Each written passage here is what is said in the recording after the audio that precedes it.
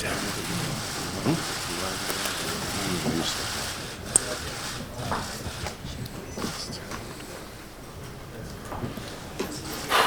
good afternoon, everybody. Let me begin by thanking the government of Austria again. They have very generously facilitated this latest meeting of the International Syria Support Group, and they've facilitated 2 rounds before this. I want to express my appreciation to the co-chair of the task force, Sergey Lavrov, and to Special Envoy Staffan de Mistura. They have both been obviously integrally involved in every aspect of this, and they are partners in the effort to try to make the International Syria Support Group have impact. The broad range of countries represented, and by the way, it has grown since the last meeting. There were additional countries here, Japan, Australia, and France and Canada, and Spain and Canada. It underscores the scope of those countries that have a stake in this, those countries that are engaged in helping to fight against Daesh, as well as those countries that understand the importance of bringing an end to the conflict in Syria. And in order to do that, a variety of competing interests are going to have to be reconciled. And those involved in this conflict with competing agendas are going to have to be willing to prioritize peace. So we've already shown that it's possible to get all of the major international partners to agree on a set of common objectives. In fact, all of the international parties, some that are not partners, have agreed on the objectives. And it's possible, we've proven, to reduce the level of violence. It is possible to expand humanitarian assistance. And it's possible to design the framework and set a timeline for the kind of viable and inclusive negotiating process that we need in order to bring about a political transition and to put an end to this terrible conflict. Now, let me underscore to everybody, all of the parties, some through their representatives, like the regime, but all of the parties, most importantly, Russia, Iran, that have been supportive of Assad, and key countries in the region who have been opposed to him, have agreed on a basic framework, which is a united Syria, non-sectarian, that is able to choose its future through a transitional governing body, which is in effect the implementation of the Geneva process. The challenge that we face now is to transform these possibilities into the reality of an agreement at some point. And because of the gains that we've made in recent months, yet because of their fragility, and we acknowledge they're fragile, and increasingly threatened by irresponsible and dangerous actions taken by those who would rather have this effort fail, who want to create problems because rather than solutions, they seek a different outcome. And there are, frankly, actors on both sides who we think make that choice. And the stakes are too high, and this conflict has gone on too long in order to succumb, and in order to allow all of those nations at that table to be sucked down into a veto of 1 or 2 individual actors who want a different outcome. So we can't give vetoes to bad actors or avoid consequences for any side's actions who have an agenda that is different from that of reaching an agreement and trying to make peace. So today we believe we moved the ball forward in some ways, and I'll say specifically. First, we pledged our support for transforming the cessation of hostilities into a comprehensive ceasefire. and we committed to use our influence to use the parties to the cessation in order to ensure compliance. Second, we agreed that if a party to the cessation of hostilities engages in a pattern of persistent non-compliance, the task force can refer that behavior to the ISSG, ministers, or those designated by the ministers to determine appropriate action, including the exclusion of such parties from the arrangements of the cessation. Interpreted directly, that means that if they continue to do it and they're pretending to be part of the cessation and they're not, they could be subject to no longer being part of the cessation immediately. In addition to that, we underscored the failure of the cessation of hostilities or granting access to the delivery of humanitarian relief that we've already seen in some instances, and if that continues, that will increase international pressure and potentially other actions on those who do not live up to those commitments. Third, we will intensify efforts to get the parties to stop all indiscriminate use of force. We welcome Russia's commitment to work with the Syrian authorities to halt aerial bombardments over areas predominantly inhabited by civilians or parties to the cessation, and the U.S. commitment to intensify support for regional partners to help prevent the flow of foreign fighters, weapons, and financial support to terrorist organizations. Fourth, we call on all parties to the cessation of hostilities to disassociate themselves physically and politically from Daesh and al-Nusra, and to endorse the intensified efforts by the United States and Russia to develop shared understandings of the threat posed and the delineation of the territory that is controlled by Daesh and al-Nusra, and to consider ways to deal decisively with terrorist groups.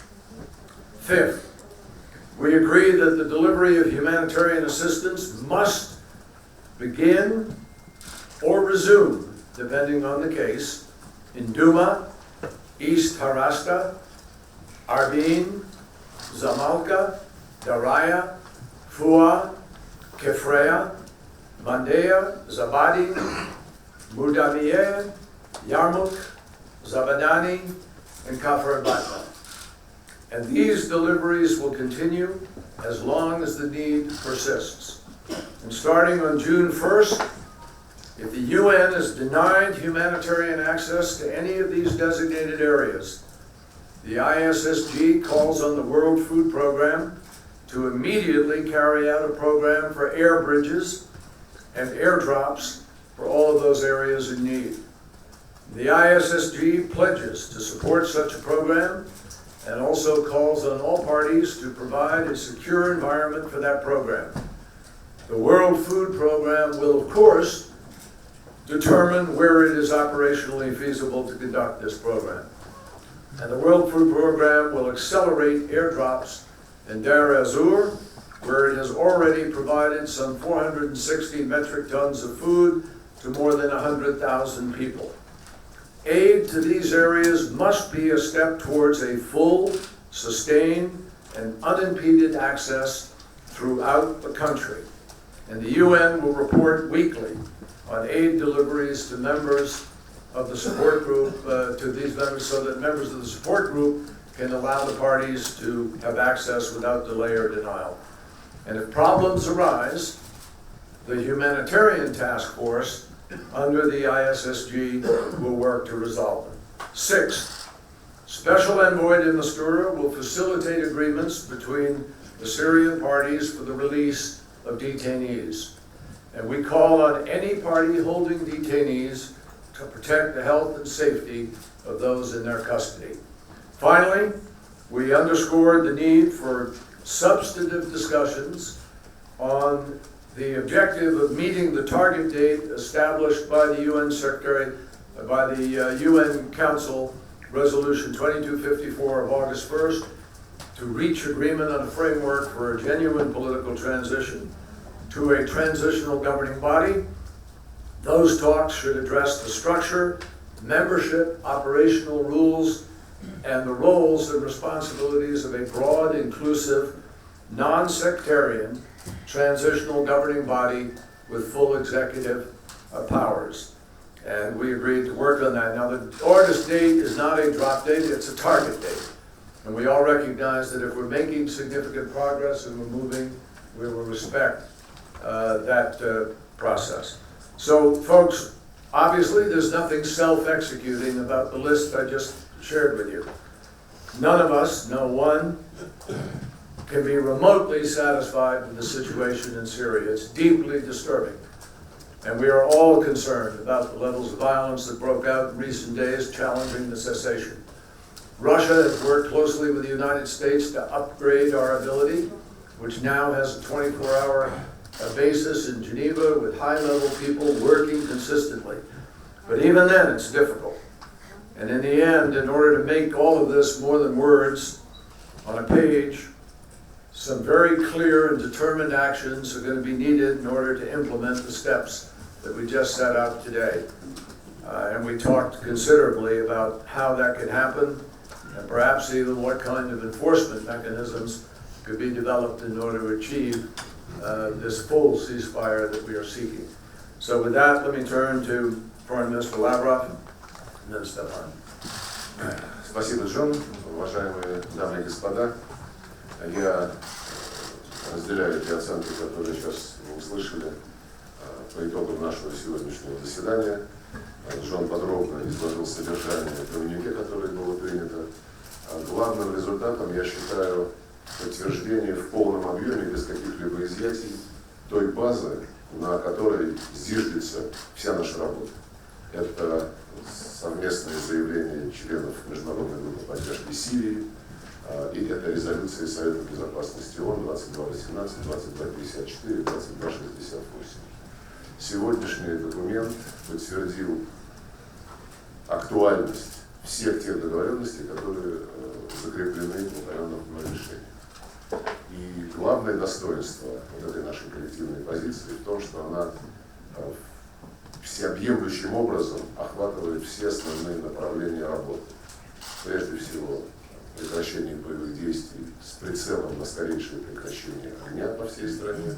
Во-вторых, расширение гуманитарного доступа. И в-третьих, конечно же, политический процесс. Хочу отметить, что по всем трем направлениям мы зафиксировали движение вперед. Уровень насилия существенно снизился после конца февраля, когда было объявлено прекращение боевых действий. Гуманитарный доступ улучшился, хотя здесь еще требуется сделать немало. И в рамках политического процесса прошел очередной раунд женевских переговоров при посредничестве Стаффана де Мистуры и его очень эффективной команды. И есть уже по итогам этого раунда заделы для того, чтобы провести очередную встречу, в рамках которой должны все сирийские стороны конструктивно сотрудничать с специальным представителем Генерального секретаря ООН. Безусловно, нельзя забывать при этом, что наша общая позиция, которая была одобрена в Совете Безопасности, предполагает инклюзивный характер межсирийских переговоров. И исключать кого бы то ни было, в частности оппозиционную партию Демократического Союза, курдскую, из участников женевских переговоров, мы считаем неправильным и рассчитываем, что в самое ближайшее время те, кто препятствует включению партии Демократического Союза в круг переговорщиков в Женеве, снимут свои возражения, тем более, что это буквально одна-две страны. Сегодняшний документ, сегодняшний коммюнике закрепил все предыдущие договоренности и дополнил их целым рядом конкретных шагов, о которых сейчас сказал Джон. Большинство этих шагов опираются на российско-американские договоренности. В частности, в конце марта был принят документ под названием «Совместные процедуры на случай нарушений режима прекращения боевых действий». И еще одно заявление российско-американское было принято 9 мая, которое также посвящено дополнительным мерам, нацеленным на пресечение таких нарушений. Мы работаем, как сказал Джон, в повседневном режиме. Есть совместный центр в Женеве, который был создан благодаря сотрудничеству наших коллег из ООН. Они предоставили помещение, оборудование. Он работает 24 часа в сутки, 7 дней в неделю. И помимо этого, те военные командиры, которые руководят российской операцией в Сирии, осуществляемой по просьбе сирийского правительства с авиабазы в Хмеймине, и американские военные, которые работают в иорданской столице Аммане, ежедневно общаются в режиме видеоконференции, рассматривают подробно и с фактами в руках конкретные случаи нарушения режима прекращения огня, разрабатывают возможные совместные скоординированные шаги по решению конкретных возникающих на земле вопросов. Хочу также сказать, что то, о чем сейчас упомянул Джон, а именно Россия и США как сопредседатели международной группы поддержки Сирии, как те страны, которые находятся в повседневном контакте по всем аспектам сирийского регулирования, несут особую ответственность за то, чтобы решения, которые принимаются на уровне Совета Безопасности, на уровне группы поддержки Сирии, выполнялись.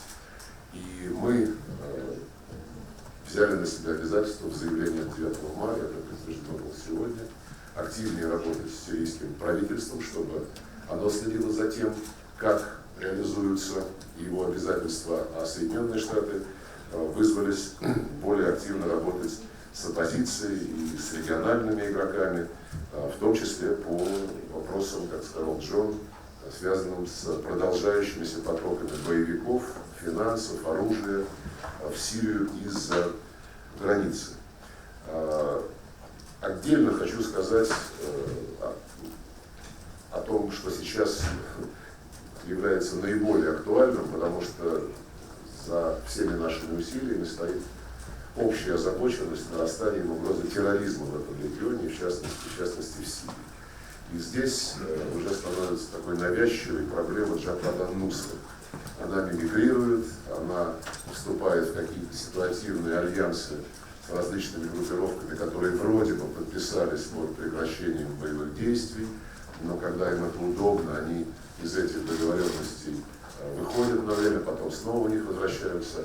И мы рассчитываем, что те обязательства, которые Соединенные Штаты и другие страны взяли на себя, и которые касаются необходимости добиться, чтобы нормальная, так сказать, не экстремистская позиция отмежевалась от Джабхата ан-Нусра, в том числе географически, чтобы эти обязательства выполнялись, чтобы те зарубежные страны, которые потихоньку продолжают покровительствовать Джабхату ан-Нусре, не имели предлога требовать прекратить бомбить ее позиции. В целом, по-моему, по всем упомянутым мной вопросам есть дополнительное движение вперед. Оно, как сказал Джон, это движение зафиксировано пока на бумаге. Наша общая цель – сделать так, чтобы это все воплотилось в конкретные действия на земле. Мы будем активно добиваться именно этого. Спасибо.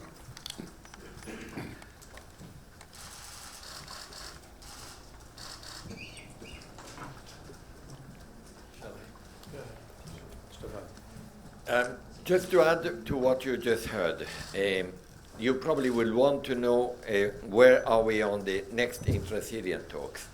And the issue is still waiting for some type of concrete outcome of this meeting.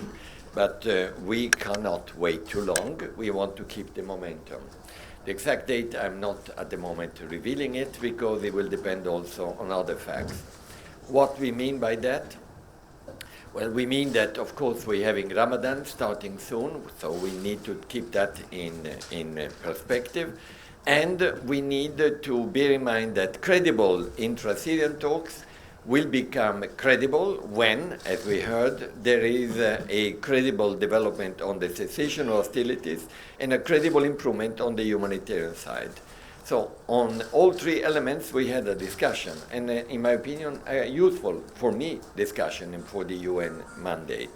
On the humanitarian, on the cessation hostility side, you heard it. The main real difference is that What we used to have at 80% has gone down to 50%. But we need to bring it back, and it's been a strong effort and a common line on that. And the main new element, apart from the willingness to address it, is the upgrading in Geneva of this operational center between Russian and American military and civilians. That's been extremely useful, and we will test it now. The second element is humanitarian aid. And on the humanitarian aid, we are still not reaching those we want to reach. You heard it. Out of 18 besieged locations, and by the way, besieged areas is the closest to a medieval type of siege that we've seen in recent history. Only, and perhaps not only, but 12 of them have been reached.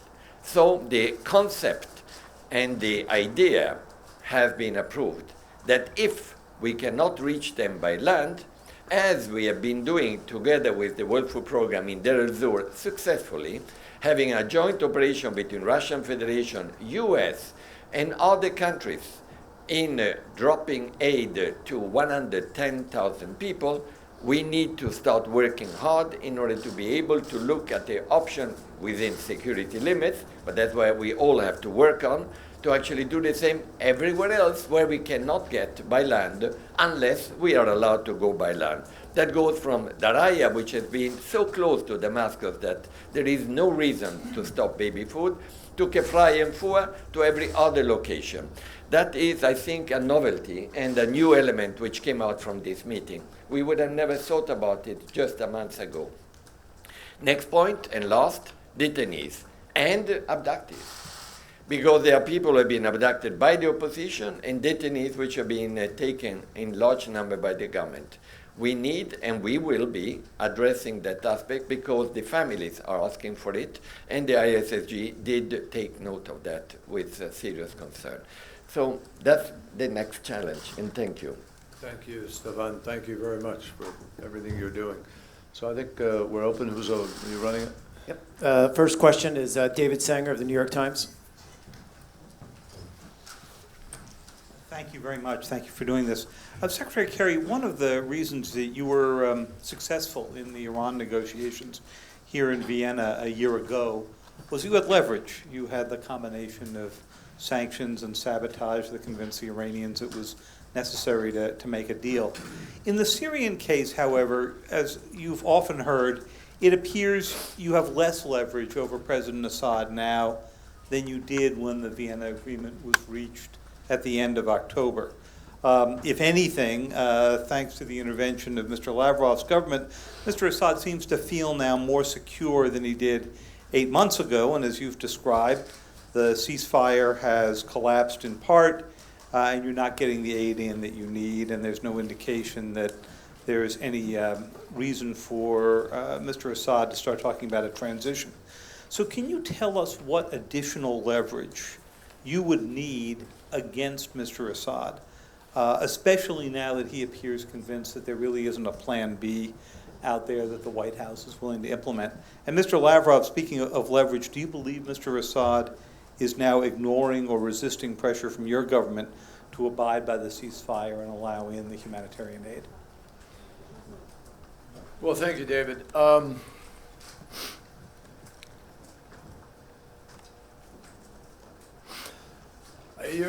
You're correct that leverage is important in any negotiation, but you're incorrect in your supposition, I think, that there isn't leverage in this situation, and I would disagree with you. I mean, if President Assad has come, if you know that he's come to a conclusion there's no plan B, then he's come to a conclusion that is totally without any foundation whatsoever, and even dangerous. There is leverage in the fact that this war will not end for him or for his people without a political settlement. Everybody understands that. That is why the International Syria Support Group came together in the first place. That is why we have the cessation of hostilities we have today, and some delivery of humanitarian assistance. Not as good as we want, correct, but it's there because we have some leverage. Standing to my right is leverage. Russia,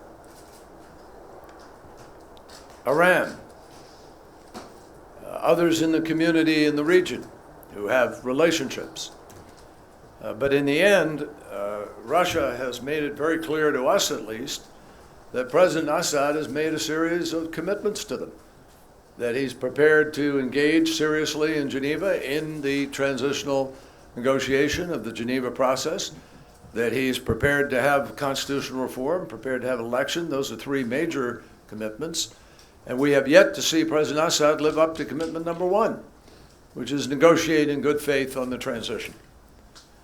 So if I were Assad, I'd be thinking hard about the possibilities of leverage out there. I also think he should never make a miscalculation about President Obama's determination to do what is right at any given moment of time where he believes that he has to make that decision. And the fact is that President Assad has flagrantly violated Resolution 2254. You know, there's no exemption in that resolution. Resolution 2254 calls for a broad-based ceasefire, and it calls for a broad-based delivery of humanitarian goods, not to one place or two places or 10 places, but throughout the country. And the ceasefire the UN has called for, unanimously passing, is throughout the country.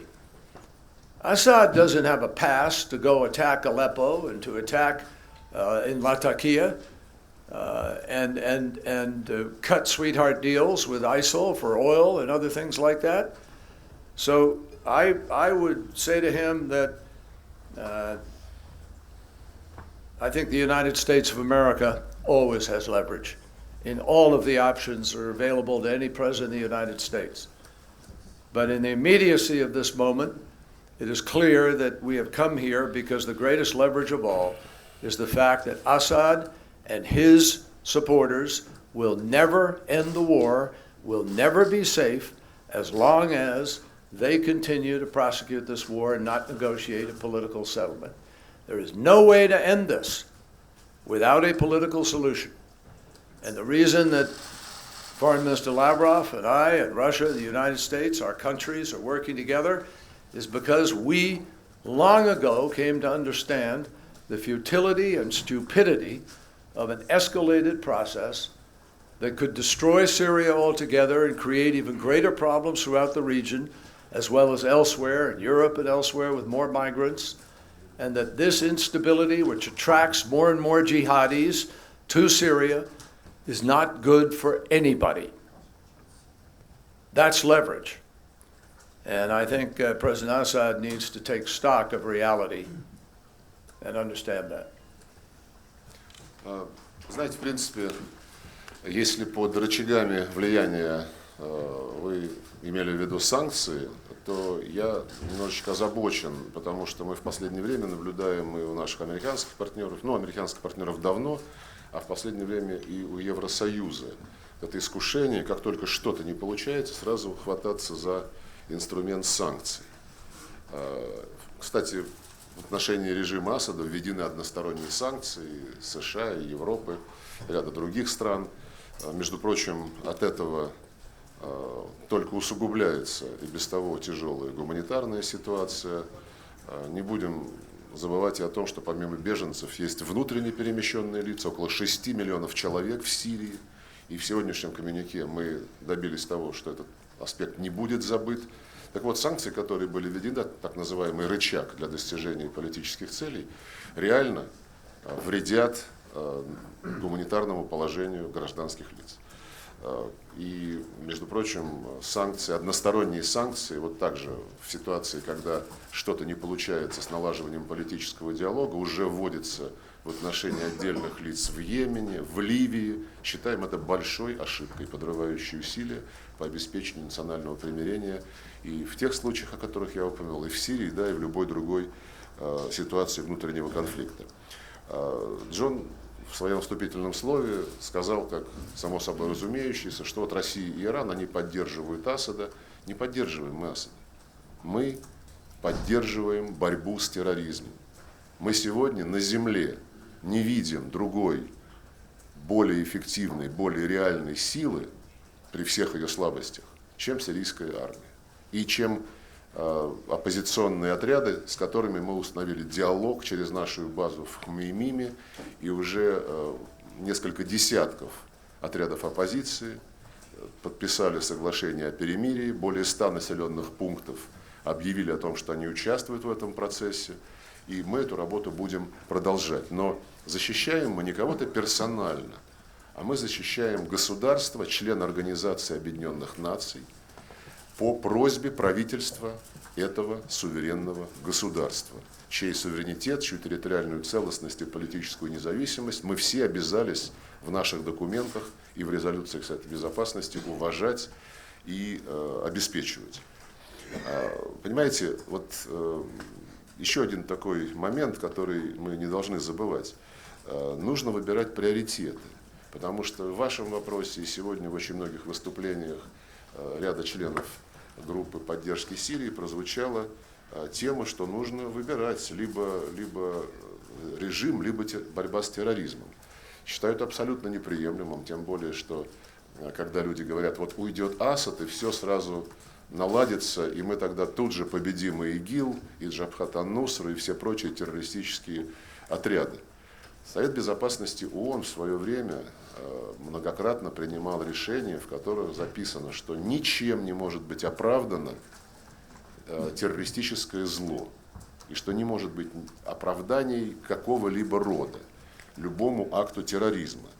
А получается, что если ставить вопрос в плоскости либо Асад, либо мы не будем бороться с терроризмом, это прямое нарушение этого основополагающего универсального принципа. Сегодня один из наших коллег на заседании, когда зашла речь, мы поставили этот вопрос о том, почему же нельзя все-таки отделить нормальную оппозицию от Джабхата ан-Нусры, чтобы не было предлога требовать пощадить террористов, и чтобы можно было по Нусре работать без каких-либо жалоб со стороны некоторых. Вот один наш коллега сказал, знаете что, мы вот сейчас разбомбим Нусру, а кто же займет на земле те позиции, которые она сейчас оккупирует? Это так по Фрейду оговорочка, но она означает, что люди мыслят именно категориями, несовместимыми с подходом Совета Безопасности ООН. То есть получается, что Нусра рассматривается как средство сдерживания нынешнего режима. Это опасное развитие событий. Я думаю, что мы на эту тему еще и с нашими американскими партнерами, и с другими членами Международной группы поддержки Сирии поговорим. Насчет рычагов. Вы знаете, ведь рычаги можно использовать не только в отношении одной стороны, как постоянно требуют от нас. Вторая сторона тоже нуждается в воздействии. И мы уже сегодня упоминали, и Джон цитировал часть нашего заявления, в котором сказано, что необходимо добиваться прекращения потока боевиков, оружия, финансов из-за границы внутрь Сирии. Тем самым этот конфликт только подпитывается. Уже танки в больших количествах направляются в Сирию. И уже были, кстати, случаи, когда террористы-самоубийцы использовали танки для совершения террористических актов. Это уже какое-то новое развитие этого кризиса. И повторю еще раз, надо видеть приоритеты. Те, кто говорит, пока Асад не уйдет, не прекратим мы эту поддержку, люди берут на себя очень тяжелую ответственность. Надо видеть приоритеты. И безусловным приоритетом является борьба с терроризмом. Мы не раз с нашими западными партнерами, когда они не стоят на трибуне и не выступают перед большой аудиторией, говорили на эту тему откровенно. Все в один голос, за редчайшим исключением, признавали, что режим Асада гораздо меньшее зло для них, чем террористическая угроза, которая разрастается в условиях отсутствия политического процесса. Политический процесс мы стараемся налаживать, но его пытаются саботировать те, кто сделал ставку на свержение режима. И своих подопечных в ходе женевских переговоров настраивают на бескомпромиссную ультимативную позицию. И последнее. еще раз скажу, надо видеть приоритеты. Для нас антитеррор приоритет номер один, но мы прекрасно понимаем, что двигаться нужно по всем направлениям одновременно. И по расширению гуманитарного доступа, и по расширению территорий, на которых действует перемирие, режим прекращения боевых действий, и в перспективе режим прекращения огня. И, конечно, нужно двигаться по политическому процессу, искать компромиссы. Нельзя оставить все как есть, это все понимают, и нельзя сломать государственные институты. У нас на этот счет есть концептуальная основа в виде решений международной группы поддержки Сирии. Ну и что касается того, игнорирует ли Асад наши советы и нашу работу с ним, нет, не игнорирует.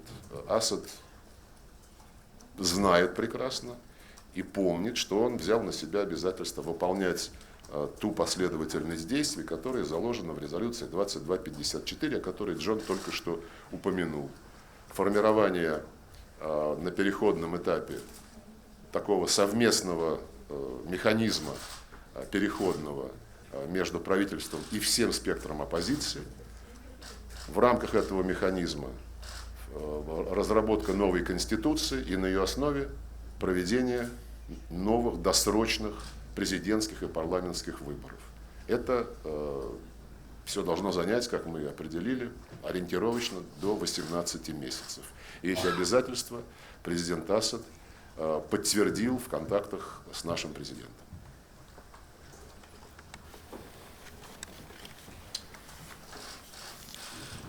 Second question goes to Daria Grigorova of Russia TV. Добрый день. Сергей Викторович, вы уже затронули эту тему контроля на границе. Как будет контролироваться сирийско-турецкая граница, раз поступает информация и о поставках оружия, и о передвижении террористов через границу? Спасибо.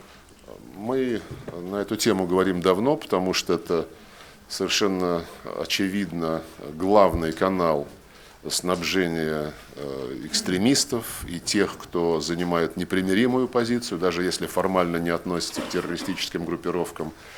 Там есть такой участок границы, чуть больше 90 километров, который контролируется со стороны сирийской территории боевиками ИГИЛ.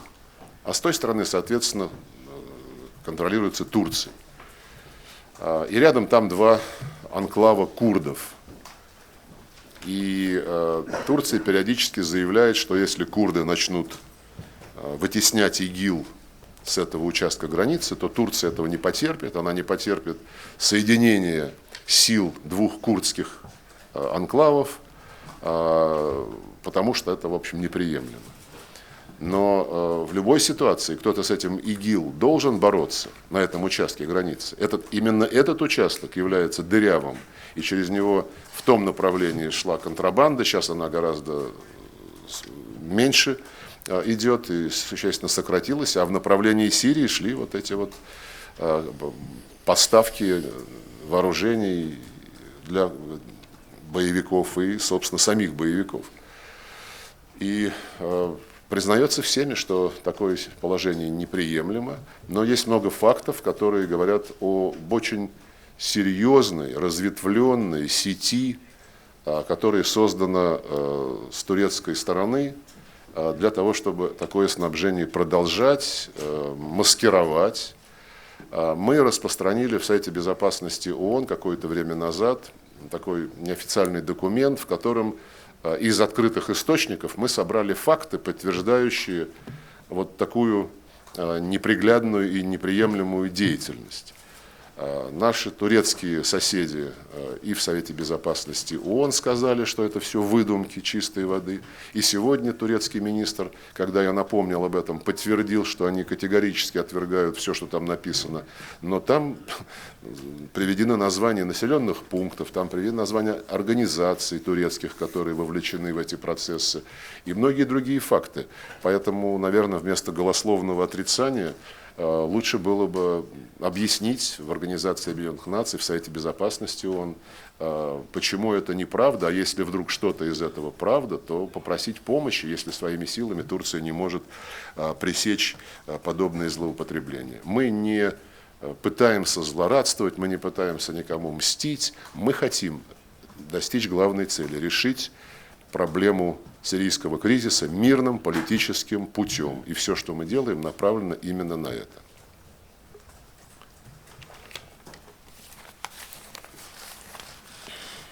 That concludes the press conference. Thank you. Thank you, folks. Спасибо.